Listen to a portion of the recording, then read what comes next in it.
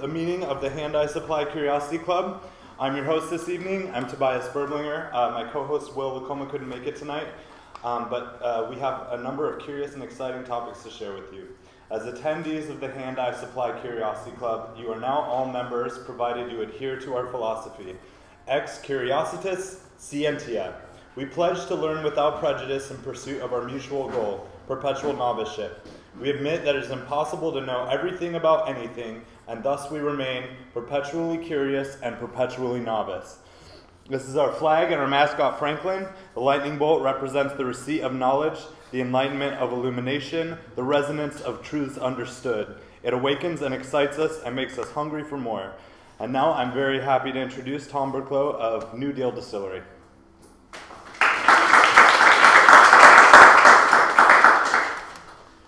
Thank you, Tobias. Well, first of all, thank you for having me here. I don't know how good of an organized speaker I am, so I'm going to ramble through a number of topics.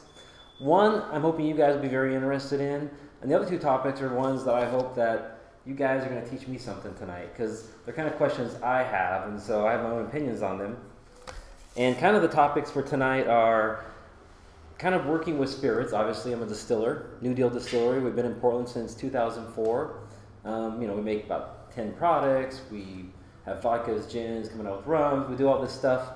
And even at this date, I'm not sure if people understand what the medium of distillation is. I mean, you think of a visual artist, everybody kind of knows, hey, they work with, paints, visual. I mean, people understand that. So what I want to kind of touch on is what exactly is our medium, because I kind of think it's not very well understood. And then the other couple questions that I want to talk about, but hopefully get your guys' feedback and you ask questions, like what is an artisanal company? And this is a good point. How many of you people in this room consider yourselves artisans? Don't be shy. Okay. Well, let me rephrase that question. How many of you people know what... You people sound so nice, nice ladies and gentlemen in the room, have a definition in your head of what an artisan economy or an artisan business is. Opinionated crowd, I like it. All right. And then the other it kind of like feeds from the other two issues. Is sort of like, what does it mean to learn a craft when there's not really a tradition readily available? You can go to art school, you can read books on art all day long, and it's very accessible. And one thing I found in distilling early on was there was no one to teach us what we're supposed to be doing. So we did a lot of things, and it was kind of like, well, are we doing the right things? And it kind of made me think a lot about this topic. So we'll see. So first of all, let's talk about the medium of distillation. So anybody want to take a gander or a chance at what the definition is? Yes? It's taking a mash or a mix and heating it to drive the alcohol off, and then collecting the alcohol. That is very technically correct. Well, no, it is. I mean, that is what people know is sort of like, that's what distillation is. And I'm going to go kind of like, starting from that point, kind of go a little bit deeper into it and kind of say, what exactly is our medium? Because that's kind of like, that's like almost like saying, artists draw. We all know that. Well, without further ado, let's kind of go deeper into that question. Because you have that's the knowledge that everybody kind of says, oh, you guys boil stuff off, boil steam, and collect the output. So, and I'm going to kind of go say, so I don't know if you guys can read this. This is a little article I found from I don't know the date, 1950 something.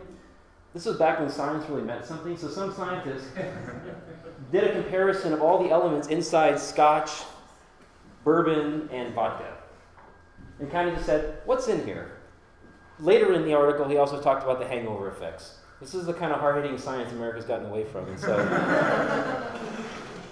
and I don't know if you guys can read this, but kind of on the bottom is Scotch blended whiskey, straight bourbon whiskey, and then vodka. Then across the top are kind of the different components that are inside of those beverages. Fusel oils, acids, esters, aldehydes, furfurols, who knows what they are, and tannins. So I'm going to kind of suggest that the medium that we have actually is these elements. So when you get down to it, anytime the fermentation happens, there are tons of elements in there. And when you boil them, actually, let's go back for a second. Everybody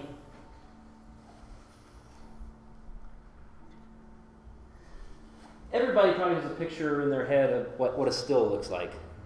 It's very pretty, it's very copperish, very magical. We actually just have one still that looks like this. The other ones look very primitive, like we bought them at A-Boy Hardware, and we kind of did. So they're not all pretty, but really the question is kind of what they do. So this is kind of like the tool of distillation, but kind of getting back to the medium. I just wanted to clarify. Any questions? Anybody not know what Scotch or bourbon is? Okay. So kind of like all these elements, kind of the key to them, and we'll get a little scientific. They all have different boiling points. So kind of back to your description, we're boiling it, right? Well, these things all come off at different rates, and then this is where we start to kind of get into what the medium is. And so, I mean, to make a long story short, because I only have I don't have a day and a half, but to kind of like get to the summary of it, when you're boiling and this stuff's coming through the still, they're all coming off at different rates. And what that does is that gives you an opportunity to kind of choose what you're going to pick for the final product. And I'm going to actually have a demonstration of some Chianti that we distilled that's kind of at different stages. So as we're kind of talking about this, we can kind of like taste it and kind of see what that means. And then if you guys are willing, there's a couple things that aren't going to taste good and a couple things that should taste okay. So, I mean, but that's the point, is like this is kind of the process before you get to the finished product. And so, does everybody have like a water or a beer in their hand? Because I think if you're going to try the bad stuff, you might need to, sort of clean your palate slightly. So actually, rough show of hands, who's probably going to try tasting everything? That's kind of everybody in the room. If I passed a bottle through the room, could I trust you guys just to pour a little bit? Okay. I think I'm going to do that. So don't try this yet. But here, just going to pass the first one through.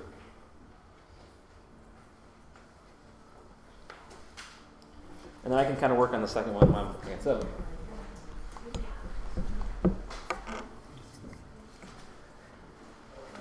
So kind of like we have all these elements in there. They all have different boiling points.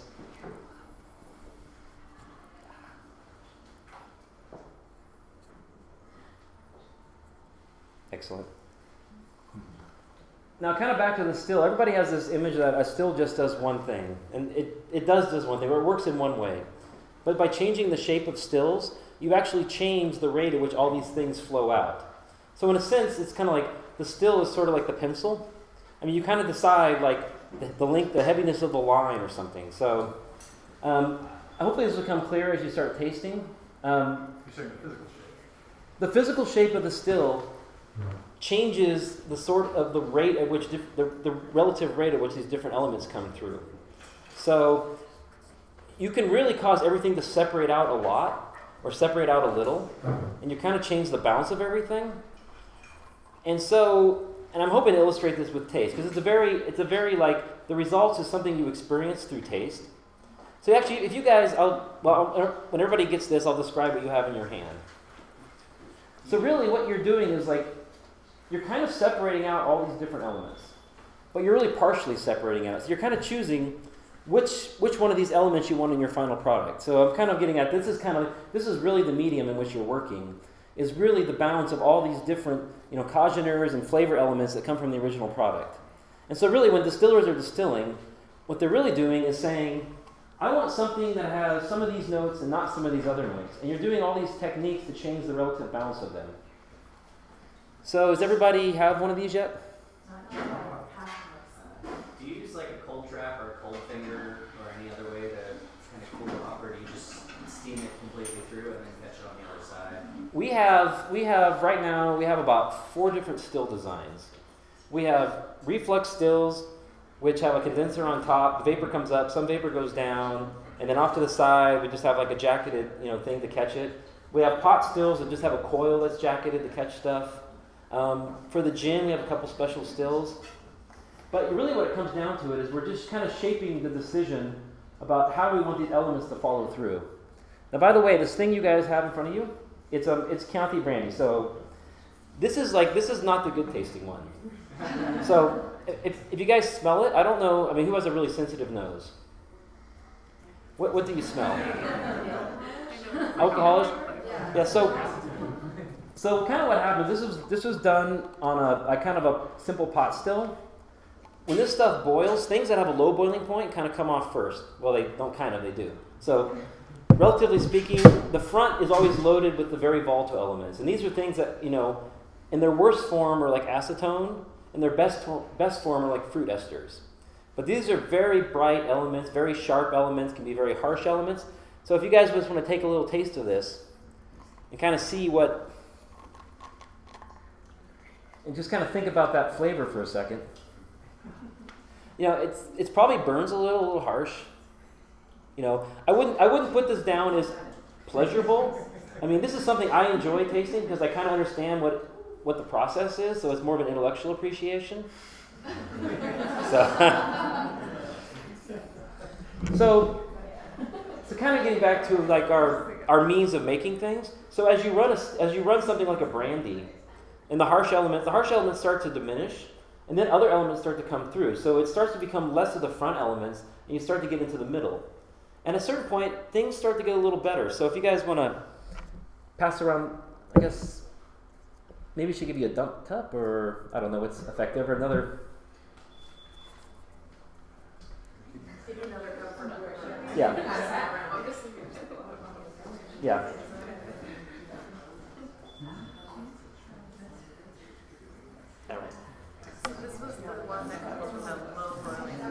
Exactly. This is the volatile elements.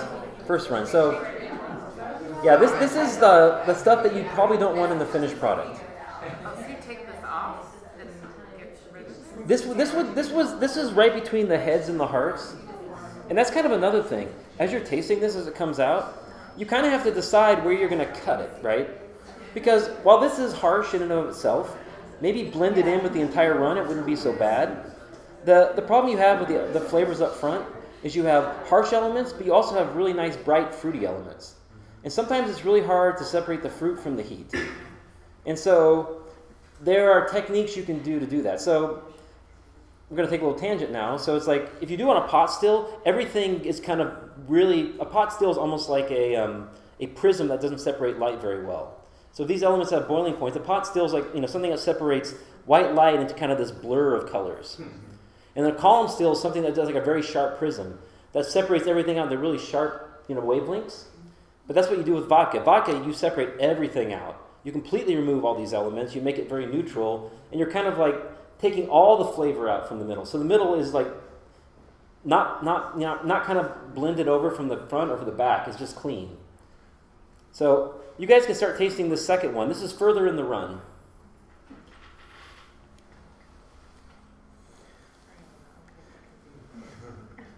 Well, we can Q&A it,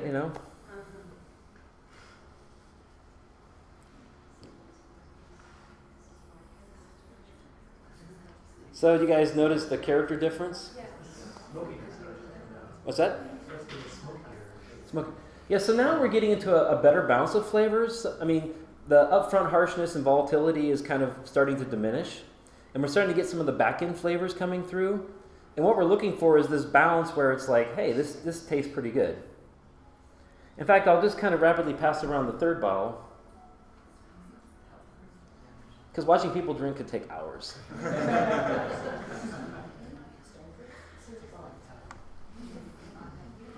And you guys could probably throw the first two into the same cup,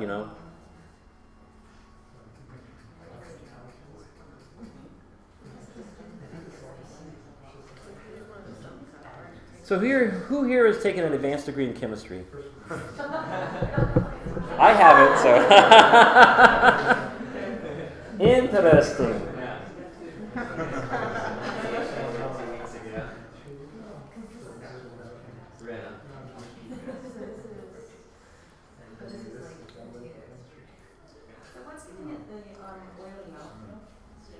The oily mouthfeel? Especially the first one.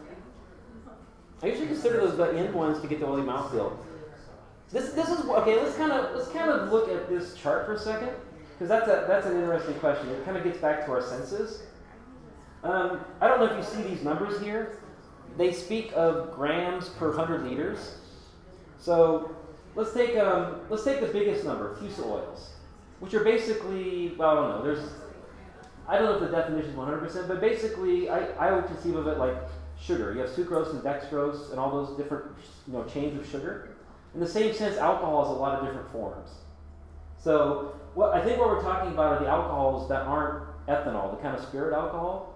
But if you notice, so in Scotch blended whiskey or straight bourbon whiskey and vodka, like the fusel oil number of grams per 100 liters.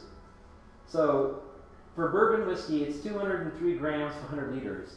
And if you actually, I think you calculate that out, that's 0.1% of the volume of that spirit is that fusel oil. And if you look at the vodka at 1 gram per 100 liters, 100 liters is a large quantity. That's about half this barrel right here. And what is there, 456 grams in an ounce? So when vodka has 1 gram per 100 liters. So what it is that the way our taste buds work, very little elements affect our whole impression of this. Like spirits feel heavier, and we're talking about incredibly small volumes that you're picking up on. So it's not like it's like thick like sugar. It's just the chemicals in there really give you the sense of like, a heaviness on your mouth. Or your mouth, or another way of putting it, your mouth is just very sensitive to the relative differences of fusel alcohols.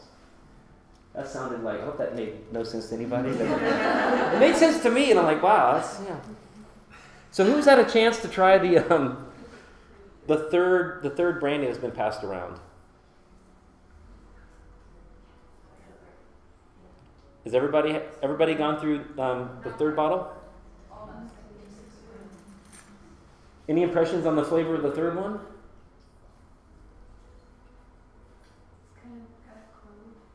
Clove? Yeah. How about just in purely hedonistic terms? How would you rate it versus the first two? Sultry. Much improved. Much improved. Right. So this is kind of what you experience as a distiller when stuff is coming off the still, is that the run will have all this character changes as it goes through.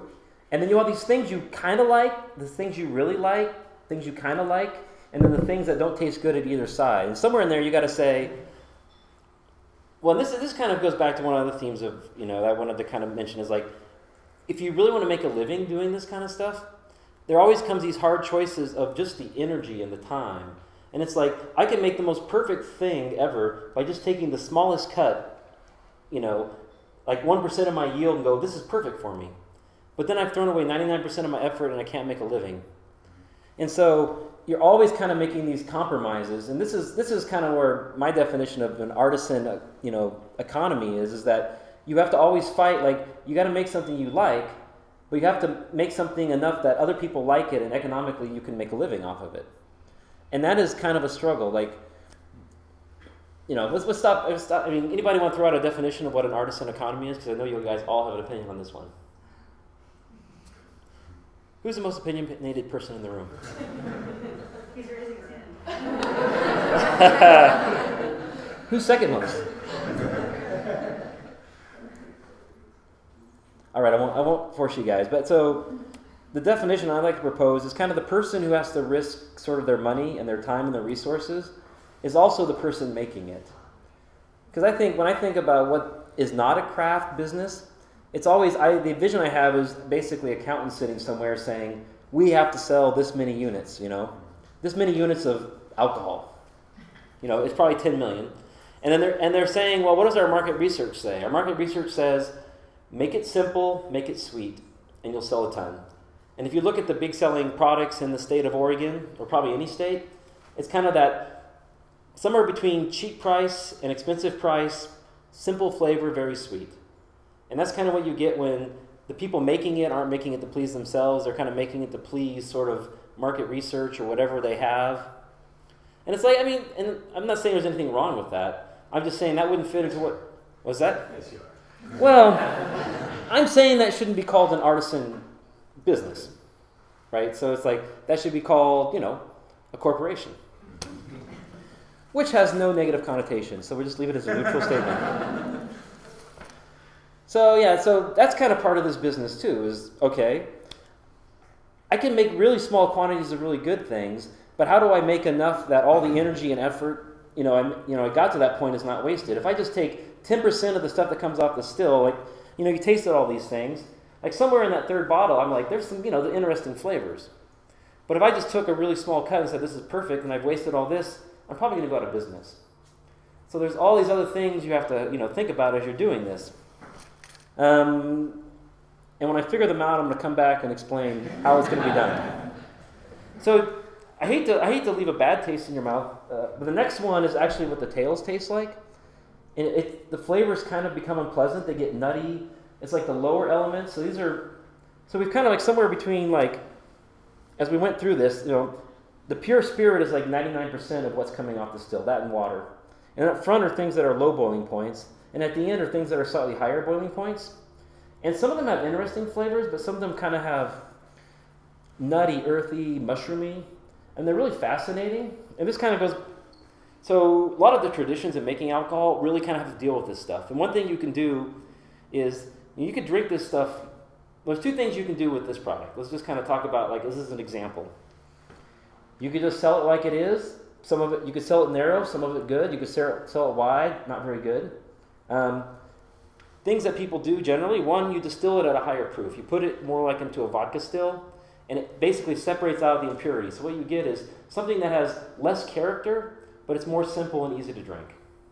Or the other thing you do is you hide it with herbs and spices. You throw it into something that masks the flavor. Or you age it, which over time is going to take out harsher elements, but it's also going to change the character drastically. So this is like the next step of choices. You have all this, you're like, well, what can I do with this? Some of it I could sell, some of it I could age, some of it I use in different products, and these are choices you kind of have to face every day. And then you got to come up with a pretty label that people like and some clever name, and that's another year of work. And you've already drank the first batch, and what are you going to do? So I don't recommend this for everybody, but if you're curious what the tail end tastes like, I'll give it to the chemists. They will drink anything. Yes. So are there any questions about kind of like the basic medium of which distillers work? What do you start with? What's the... Well, okay, that's Chianti. Okay. So, I mean, I could go all the way back and say you start with sunshine. Because, I mean, ultimately that's what you're drinking when you drink alcohol. So, well, a farmer spins, these plant machines are sitting in the field, and really what they're doing is they're trapping the sun's energy in starches and sugars. I mean, that's really where that comes from, is from the sun. And then there's a certain economy about it, and that's why alcohol exists in the first place. It exists because nature gave us yeast. But the reason alcohol is actually useful from like an economic perspective is like, okay, back before transportation, your harvest is, done. You got a bumper crop. There's no transportation system. There's no refrigeration. So, fermentation, a great way to store that sugar. And then later on, people discovered distillation was an even better way to store that sugar. And more fun. Well, actually, and we're going to talk a little bit about like aging of spirits at the, a little bit later on. But when people first started shipping stuff overseas, like wine, like the first ports, they would distill the wine just to concentrate it for shipping to save the weight. And they put it in the barrels, goes across the ocean. When they got back to the other side, they would just add water back. Basically not dehydrated wine, I guess so. So it was just kind of like all these very simple economic transportation issues. Then after a while, people said, you know what? When we transport it in a barrel, it tastes really goddamn good. And I said, I'm not adding water because it tastes good as is. So I got two more. By the way, who's tried the last cut? And what do you guys think about the flavors now? It's a much richer, kind of more mellow, earthy tone. Yeah, and because I've been tasting all this stuff, my taste buds have gone deeper into the back end because I don't like the harshness, but a lot of those nutty notes and stuff, that's just not what people expect in a spirit. I mean, you take any of the commercial spirits under 20, they're all fairly clean and neutral. They're not really trying to be that interesting. It reminds me of Sherry? Yeah, a lot more of the wine notes come through at the end. Yeah, by the way, you asked where this stuff comes from. So it's either, Chianti, a winemaker, had some wine they didn't like. It wasn't bad. It was about as good as $2 Chuck. And they were selling it to me for 33 cents a bottle. And I was like, we learned that you need one of these things, or you can't corkscrew 200 cases. It's just, well, you can, but I have to hire someone to do it. So this is just, once again, we found scrap alcohol that didn't taste good, and we were able to distill. Now, this batch, some of it I kind of distilled again and made a nice brandy that I'm going to age. Another part of it, I'm going to make a vodka out of it. Take it to a higher proof and just clean it up, but it still has some fruit elements to it. But another spirit, and this one might be a little more fun to taste. This is a rum that we're making right now. Now, this came from sugarcane.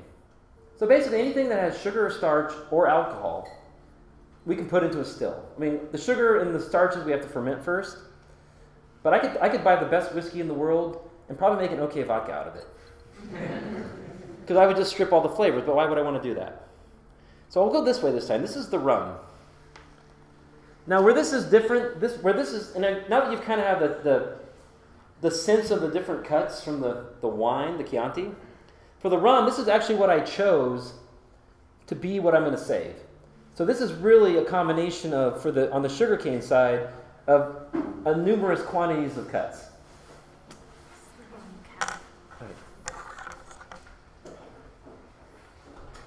So you've shown us 4 cuts. I mean, in your mind, are there 4 cuts or are there like 10 cuts?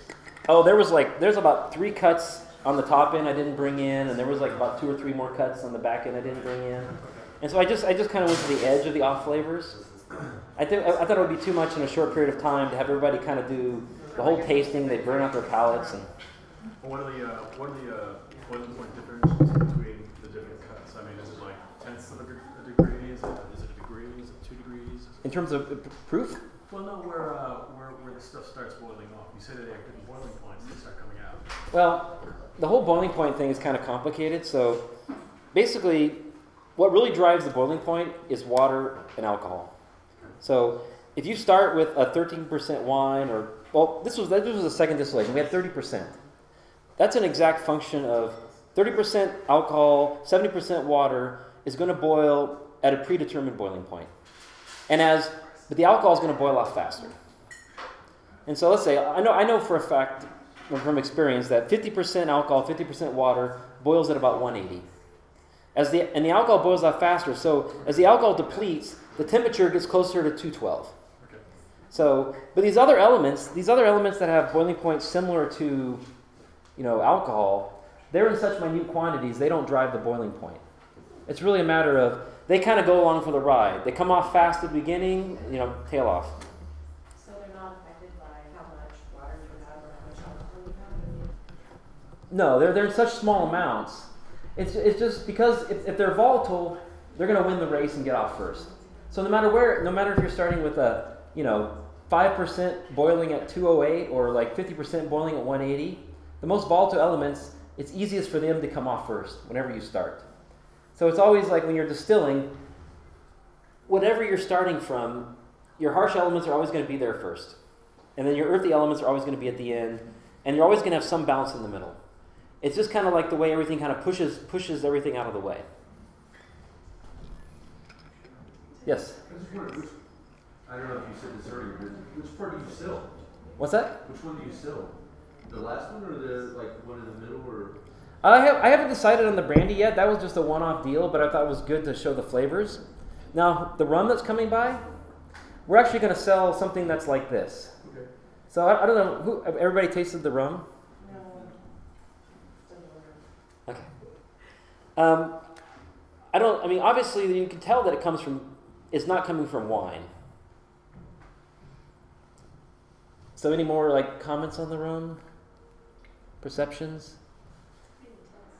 Yeah. Hey, how's it going? Yeah. So one thing about, I kind of said earlier, I like to keep the flavors on that really rich low side.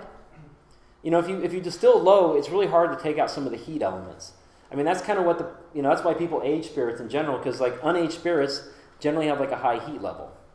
And you can try to make them have less heat, but usually what you do is you strip out character. So it's one of those choices you have to make. So this is the same rum, but has been put on some French oak for about 8 weeks. Is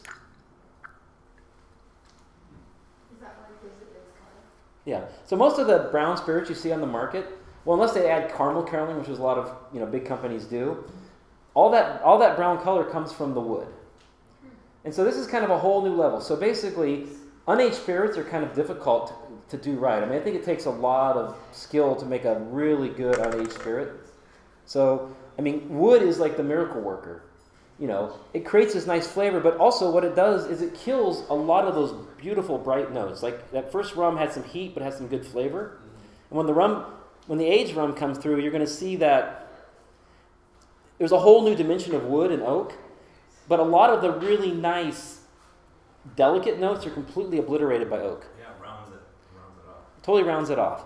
I mean, but this is what people are used to drinking, and it's easier to drink. But it's kind of, that's why, Americans aren't really brandy drinkers. They do in Wisconsin because they have a lot of Germans there. So, but I don't know why the rest of us don't drink brandy. Besides, this is, we're America. We drink, drink bourbon. We drink, grains that have been aged on oak. So the first form of the Chianti, Right. they were different formulations, not like different steps in process. No, they were different steps in the process. So actually, it's kind of going back to the brandy. So when the first one came off, let's see, someone has my bottle. No, it came off the still. The harshest one came off the still at 80%. I took all these down to about 45%. Still a little bit above drinking strength. And then the second cut came off at about 77%. The third came off at 69%. The last one came off at about 55%. Okay, so the whole thing is going the whole time. You're just taking a step Right. off at each point to Right. check it. Yeah, and I guess what most people don't know is that the character changes drastically as it's coming off. And somewhere in there you have to choose, what you're going to collect. Or you're going to decide that this way you have the still setup's no good, and you need to redistill it at a higher proof and make it cleaner. Some spirits you can actually distill lower. Like I think the rums, actually you can distill at a lower proof and leave all the funky flavors in because they seem to not be as harsh, whereas like in brandy, it wants to be distilled a little higher because there's some of these notes you just want to keep from coming through. But yeah, So each of those cups that you take off of it, you have to decide, this is how I want it, or it keeps going. yeah, I mean, you have to, well, what happens is when your run comes, you're kind of collecting in little different buckets. And then you kind of know from experience, like, for sure this first part's going to be bad. But somewhere in there, you're like, well, I don't know. Am I going to... Close, Yeah.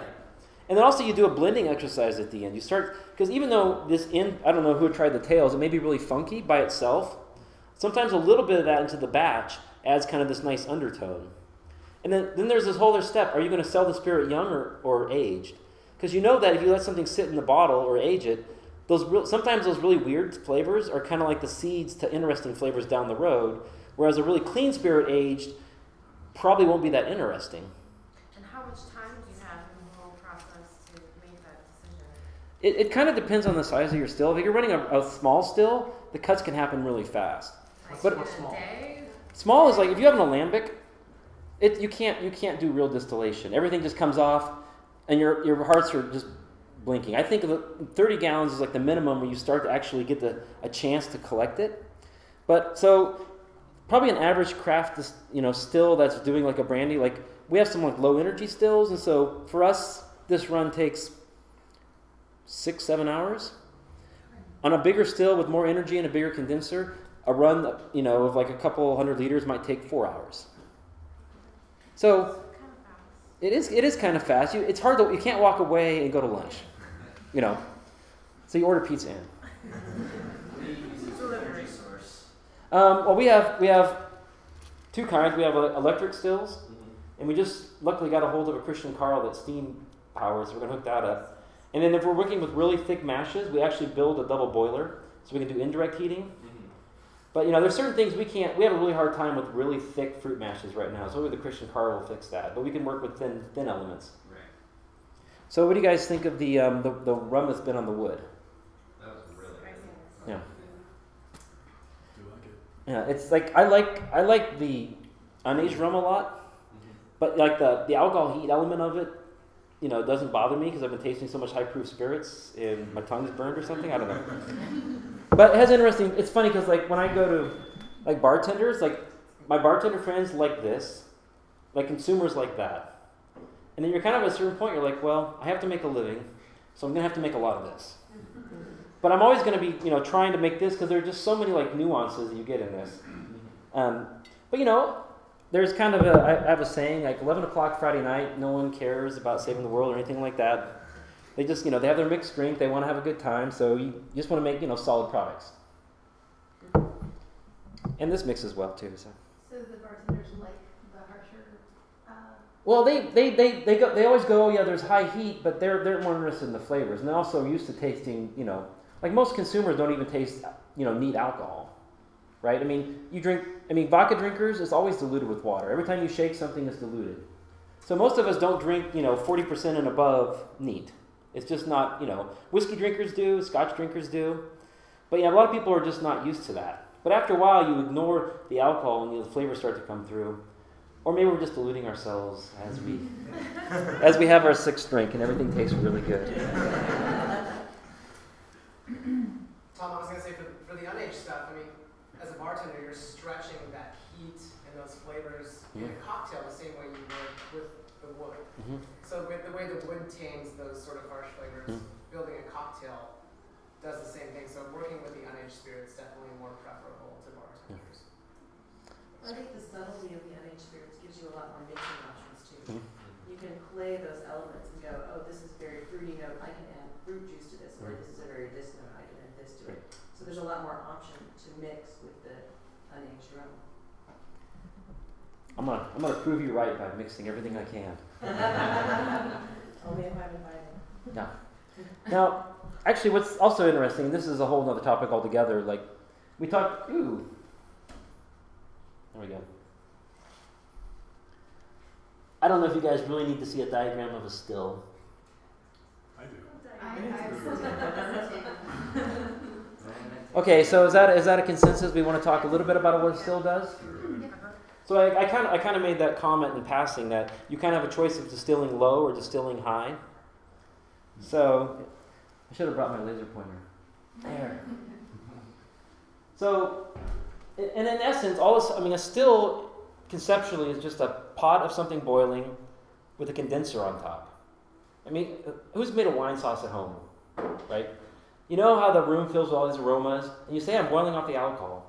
If you could just collect all the vapors off that and condense it, you'd be distilling. So in essence, that's all you're doing. It's almost like the opposite of cooking. We don't care what's left in the pot. We care what gets boiled off. And I also talked about how the fact that the still itself shapes it.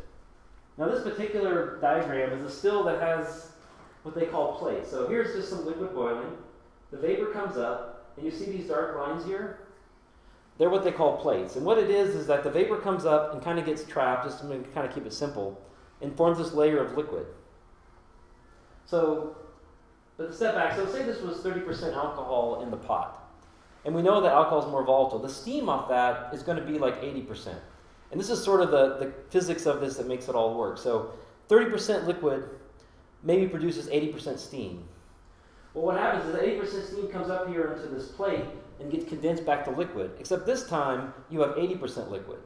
More heat comes up, and then when that evaporates or boils, this time the vapor off that's going to be, let's say, 90%. I'm just, there's some charts I could look at. We're just making these numbers up. So let's say it's 85%. It goes up to this next plate, condenses, and the vapor off that's 90%.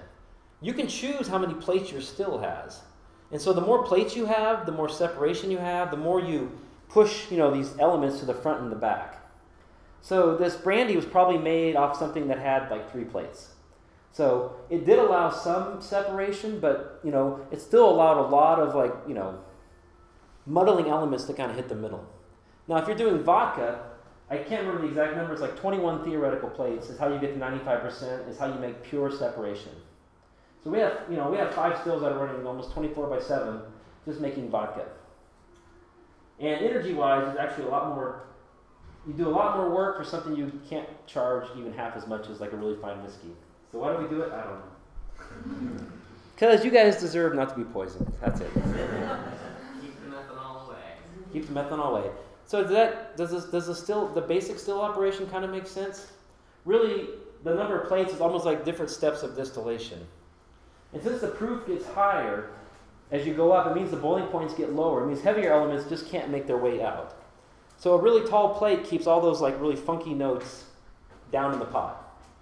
And so that's kind of like, the higher you go up, the further away you go from the funk, and then, you know, you get a very clean spirit, it can have some nice fruit notes, but it won't have the funk of like a pot distilled rum, which is really close. Like, you know, most simple still in the world, you know, just has no plates, just has like a little neck that goes to the condenser.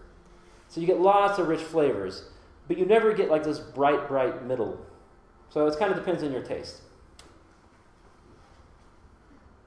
So I don't know if yield is the right word Yeah. for it, but you know, at each of those plates or in that whole process, Yeah. how much of it just comes off as waste? I mean, how much do you end up with in the end? Well, I can boil all the alcohol off out of the pot, right? But if I distill really low, the lower I distill, you know, I distill at a lower proof, it's kind of like the elements that are harsh on both ends kind of start to bleed towards the middle. So really my heart's cut gets narrower and narrower as I distill at a lower and lower proof. You know, so my yield gets lower and lower. Depending, I mean, I could take all that and throw it into an oak barrel for 20 years, and then, you know, the stuff that was harsh then will be mellowed out. But if I was doing an unaged spirit, like I think in fruit spirits, kind of the yield, somewhere between 15 and 30% of the alcohol content that comes off the still tastes good and balanced in its current form. Now, when we're doing vodka, we're doing complete separation, you can get 90% yield. Because you're pushing, instead of like pushing the flavors towards the middle, you're pushing them away from the middle. So the middle becomes cleaner and cleaner and cleaner, and all the harsh elements go further out. And you may have heard this expression of fractioning still. I mean, all that means is you're completely taking everything out by its boiling point. And so, I mean, ultimately you could, with a lot of time and energy, completely separate everything out by boiling point.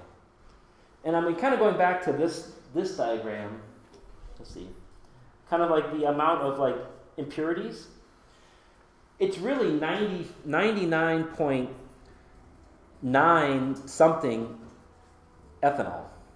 And everything else is just in such minute quantities. So technically you could push everything out. But it's just that our taste buds are so sensitive that even vodka, which is supposed to be a neutral spirit, distilled to 95%, I mean, by chemical means, you can't get the 5% water out without chemistry. That's as far as it'll distill out. But you guys can tell, like Monopolova, like a potato vodka versus a grain vodka versus a wheat vodka.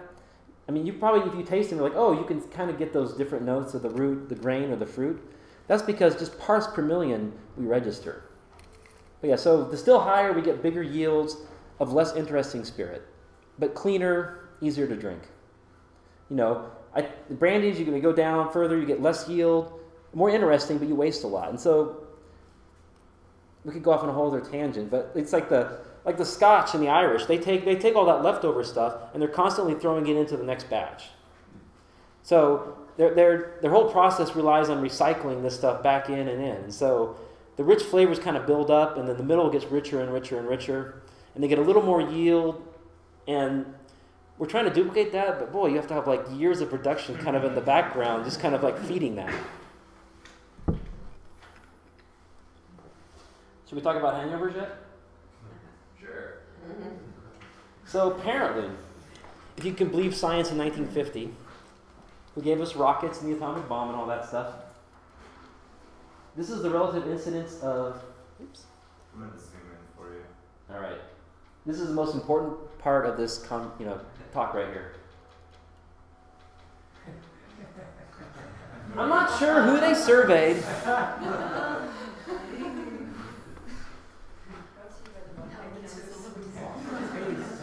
Following 2 ounces of whiskey or vodka. Yeah, I should have read the I don't remember what the sample size is, whether these were like the secretaries and the guys at the loading dock or the accountants they tried, but... So, apparently vodka is a lot better for you, but we can't say that at all. Well, for on the job. For on the job, yeah.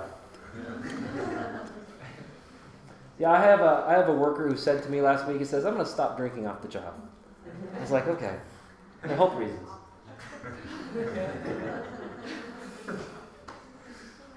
Notice halitosis at 27% for whiskey versus 0% for vodka. So, You make your own conclusions. But, vodka definitely has these we kind of get back to the whole medium of this all. These elements are such small amounts, but they have such a big impact. I mean, we're still talking, whiskey, hundredths of a percent of stuff that's not alcohol or water. Vodka, thousands of a percent of stuff that's not alcohol and water. Yet that small percentage is kind of what makes all the difference in the world. And so really, distillers actually have to choose, what are we gonna emphasize?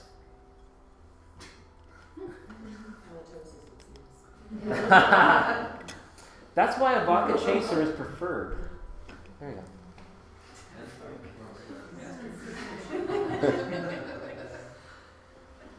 So, any questions?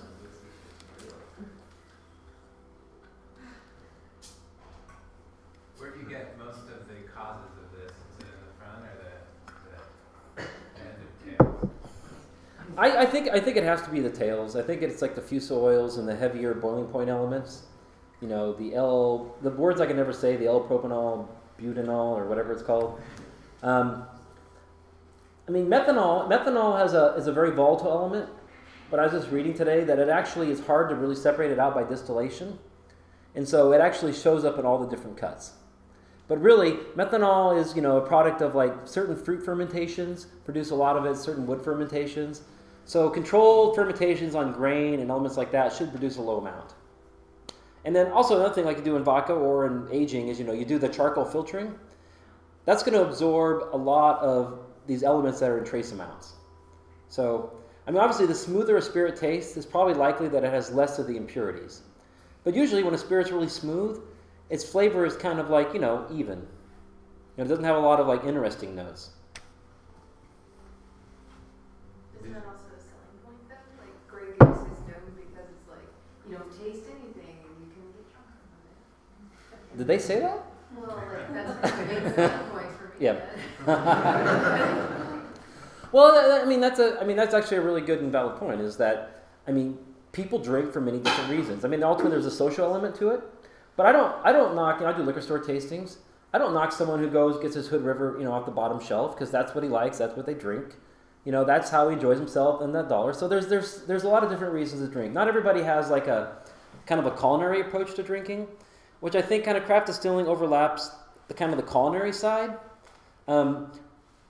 I don't think we could compete making commodity products that are kind of like, the very straightforward flavors. We can't do it on price. And then I kind of think of it like, when I was growing up, we had 4 beers. We had American, German, Mexican, and Japanese. And those are the only beers we had. And I thought that was a lot of beer. And then craft brewing comes along, and now we have 100 stouts. They all taste different, and I think there's a reason for it. So, some days, I'm drinking just that very simple beer. Summer day, or don't care. Other days I want to try something that has more flavor. So I think kind of in spirits, it's like there's, different spirit for different occasions. Like vodka for breakfast, tequila for lunch, and then whiskey for dinner. On Tuesdays, of course. Tequila. If the sun's shining down, come on. I just didn't hear you. Okay. Make sure I got it right. Okay. There won't be a test later, but I hope that you can apply some of these things. So yeah, I'm open to questions if you guys just want to talk about anything. Yeah. So how, I'm sure your taste evolves. You started in the 90s, right? So distilling in the 90s. I started early 2000s. Early 2000s. I started drinking in the 90s. Or the 80s, I don't know, something like that. But as you've gone, you're talking about looking for like more unique flavors and right. more like just more interesting flavors. But how did that evolve over time? Well, this was actually kind of one of the themes I was kind of talking about when I was thinking about this, is that we kind of started this without any mentorship at all. And so we're not even sure what we're doing. So at a certain point, I think you just follow your experience, and your experience just kind of guides you down these pathways. So we've been licensed since 2004. We got our idea in 2001. It was only about 2 years ago that all the pieces kind of started to click for me.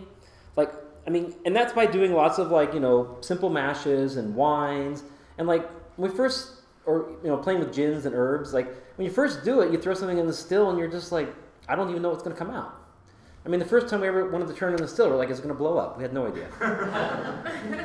So, and this is kind of like when I was thinking about art, what an artisanal company is, and why it's important for the person who's like the decision maker to be the maker, is that how do you learn? I mean, you learn by kind of following your instincts, whether they're culinary or kind of like on the natural science side of it. So our tastes evolved just by the experience of doing this over and over again. And, you know, at first everything just seemed kind of random. Then after a while things started to click, and we're like, and now it's like, I kind of know in advance what I'm going to get if I try something. And I kind of know how I should approach it. And then so you get much faster to the end point, but it's still experiential. And I think that's kind of what I think like an artisan business is. It still has to be very experiential for the person making it. Like they have to be kind of engaged in the process. Because it's kind of like, I mean, kind of arrogant to be like, I have a license now, therefore I'm a master distiller, and I'm, you know, here's $100 for my bottle of whiskey, you know. It's like, no, I mean, you have to really get in there. And your palate changes, but hopefully you have a good basic sense of what you like. I mean, some aesthetic sense that hopefully other people share. You know, I think that's kind of like craft brewing. It's like, why are there 100 different stouts? Because the brewers, I mean, it's not, I don't think they all just said, I'm going to make my stout taste like that. With their techniques and tools, they said, what's the best thing I can make with what I know how to do? And I think that's kind of, you're kind of at the mercy of your tools in a sense. And so you just keep playing with your tools, and this is the best we can make with this tool. And then after a while, you try different tools and you branch out. But I think it's kind of like you can just say, I want this flavor to happen. No, I think you have to kind of fight to get there. That's been my experience. Now, if someone else knows the better way, please let me know. Do you do any analytical testing of your different blends to see like what the exact ratio of like aldehydes, ketones? We've tried that. Besides being very expensive, like $200 to just get a basic fusel oil test. So we had this guy in New York who wanted to make this very pure vodka, and we would taste it, and to us it'd be like clean, cleaner, cleanest. We sent those 4 different samples to the lab. The results were all over the place. And at a certain point, it's like, I thought it would be like this very linear, like, this one has more of this one has more of that, this one has more of that. Like, we just match it up. But at a certain point, it's like, these taste buds are just, they're what all you need. I mean, you can know it's good or bad. And so all the analytical test taught me was it cost $250 to do an analytical test. And we also had some college students say, hey, I got a GC unit, you know. I would say it, but I always mess up the word graph chromatography. Yes, exactly. You know, it gets the spectral analysis of the different elements. Well, if that's not calibrated to exactly the application, it's worthless. So we sent stuff to a lab and there was no results. So you have to have a lab very specialized. And at a certain point, it's like, I can tell you, and you know, this is another thing kind of about learning without, you know, education or like mentorship. You know, I could probably go to Germany, but I have a bunch of German words that I could use to explain this. But I have a sense of what all these flavors we tasted are. Like me and my partner Matthew, who kind of like started out doing the distilling, we kind of have our own little language of what this is. And I think as the distilling industry gets, you know, more communication, more collaboration, there'll be better language. We'll rediscover, you know, languages used before. We'll translate the words from the Germans who have a great distilling industry. But it's like, yeah, I mean, we know what we're tasting. We can talk to each other about it. And we can say, hey, this note's here. We need to do that. So, yeah, who needs science except to tell us what not to drink for halitosis?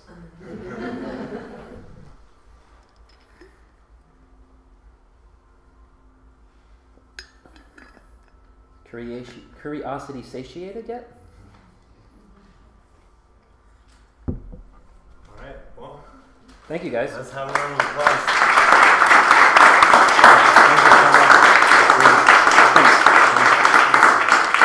All right. Our next Curiosity Club will be on May 1st with Sam Lanahan of Flextegrity. His talk is called Innovations in Structural Optimization, Making Things Stronger and Lighter, and Why Geometry Matters. Sam had the great good fortune as a young man to travel with Buckminster Fuller on a trip to Southeast Asia where he was the guest of many heads of state. Fuller's influence on Sam is measurable. Afterwards, Sam spent 2 years exploring the geometry of geodesics and tensegrities.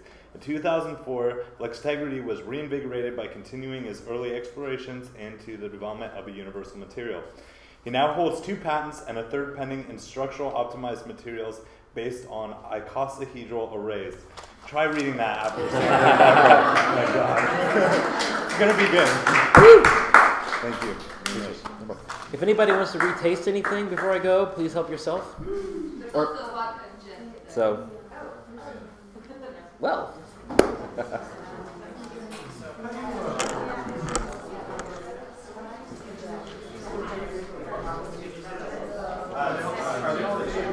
would imagine from what you're describing, like you've got 30%. Yeah. Right. You got 200 cases of wine for 30% of the bottle. I mean, is it terrifically or batch specific? And like, do you have an idea of what's going to come out? Yeah, please help yourself. Which is the gin? I'm a gin drinker. This is our gin 3. This is our gin 1. Try the gin 3 first. Okay, is it a traditional gin? Very traditional, but not quite a London Dry. We're calling it a Portland Dry style. Portland Dry. What's the number one? A completely unique still design that pulls oils and tannins out during distillation and give you herbaceous and savory. No one makes a gin like this. You should try both. So I have some questions for you, but I didn't want to ask them from other people, so... Okay. Let me get this question first. No problem. It's just, is everything batch specific? Well, there's two things that are going to affect how a batch happens. One, well, your material, how is fermented, and how the still is set up. So if you ferment the same materials and your still set up the same, you should expect it to be the same. If the brain is, can you think the base material is the same? It all came from 200 cases of the same stuff. It's relatively the same. And the next time you get to